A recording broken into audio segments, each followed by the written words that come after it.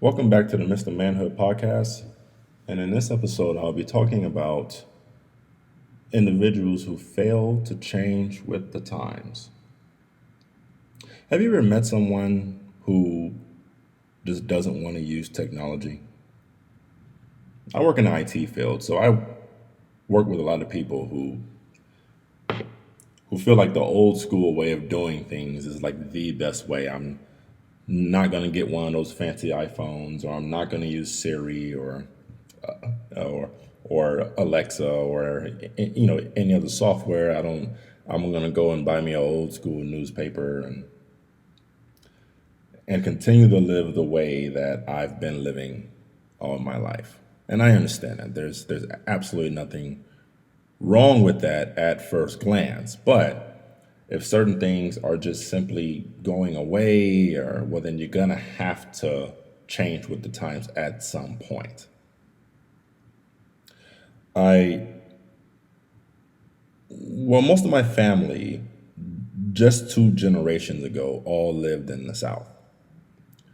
And well, 2 to 3 generations ago, all lived in the South. And then they kind of migrated north, to the Midwest, or to New York, or to the far west, to California, and or Seattle.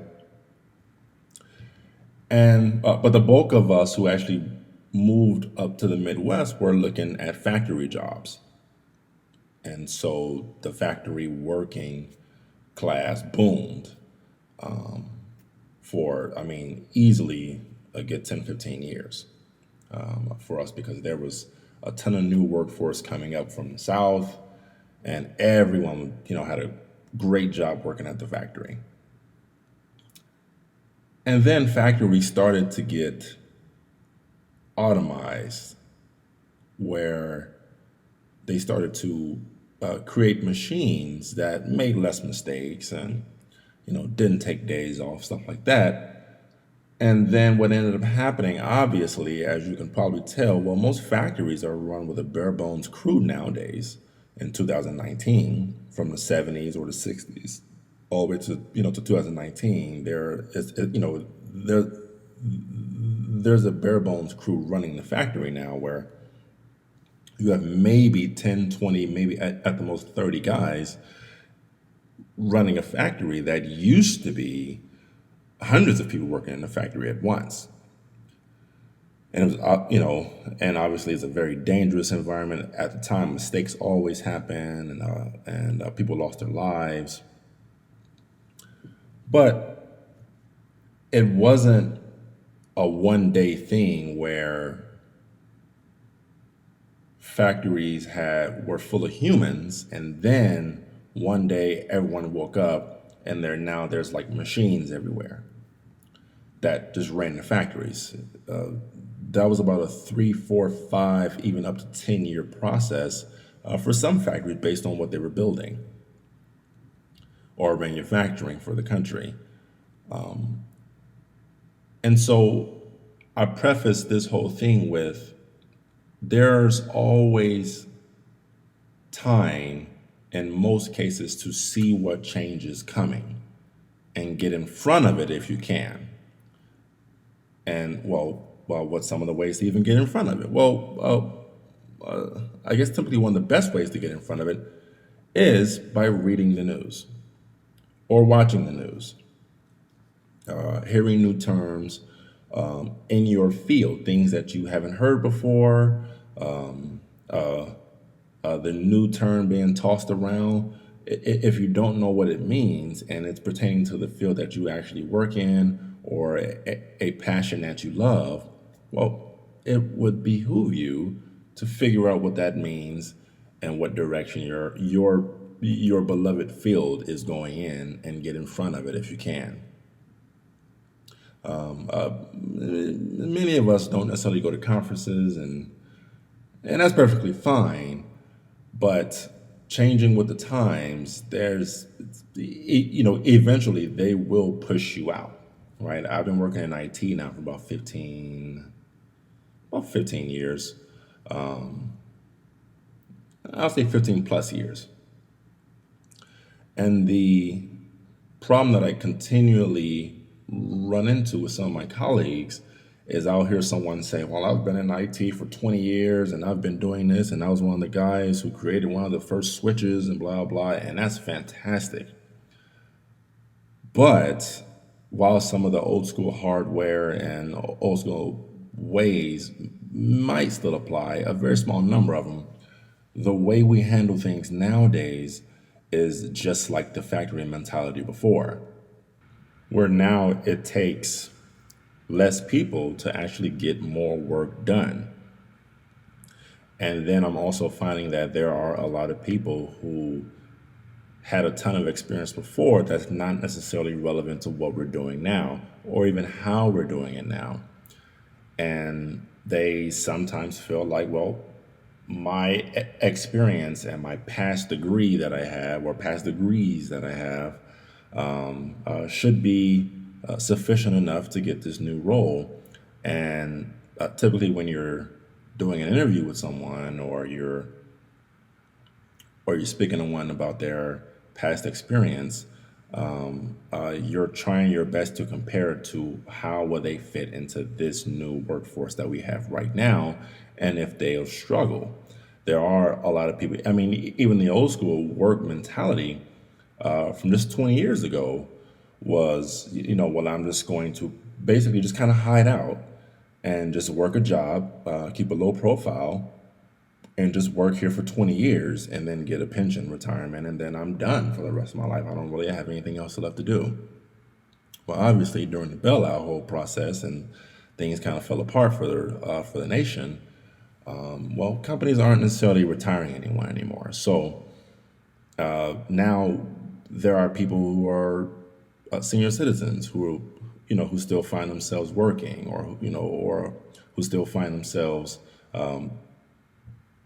trying to find means of making money. And it really is a sad thing because sometimes you can't necessarily predict what's going to come or how times are going to change. But 9 times out of 10, times don't change so fast that there's nothing that you can do about it to prepare. And as I said earlier, the longer you wait to change, the longer you wait to update yourself, the more your life and or your business will suffer. It's just the way it is. I know business owners who still don't want to hang up cameras, who still don't have a point of sale system. They're taking cash only.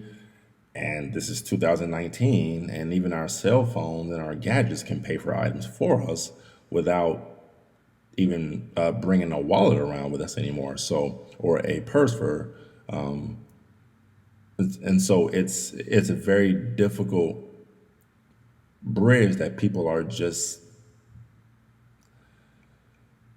not everything in of crossing, and they're only hurting themselves. So with that being a case, I think one of the best ways to keep yourself away from not changing with the times is just to read the news.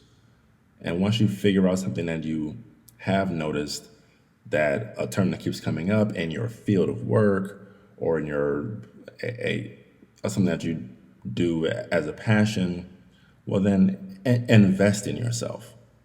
Don't spend so much time working for a company that you can't invest in yourself and your future. Meaning not only just your well-being, but your future self. What you can further know on top of what you know today. There are some people who there's some who have a ton of experience and no education, or a ton of education and no experience. So, as best you can, if you're working in your field, something that you actually like to do, well, then learning more about it is not a chore because you actually like to do this and you actually find pleasure in doing this field. So, whatever that is, if you haven't figured that part out yet, at least meaning what you want to actually do, well, you're kind of behind the power curve here. But if you do know what you want to do, well, if you're not actively working in that field, well, this is the time right now to actually work in any field that you would really want to be a part of, because now we're living in an age of information and everything's changing, and there's very little reason now to actually be ignorant about certain things.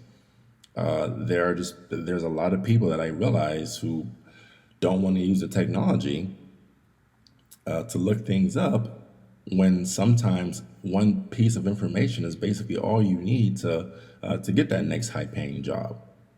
So, above all else, I always recommend for anyone to take time out, learn what you need to know, invest in yourself, and don't fall behind. Don't run from changing times. The world is always going to mature, just like yourself. You're always going to mature, and everything around you is going to mature. No tree is the same size as it was last year. Everything grows, changes, and matures.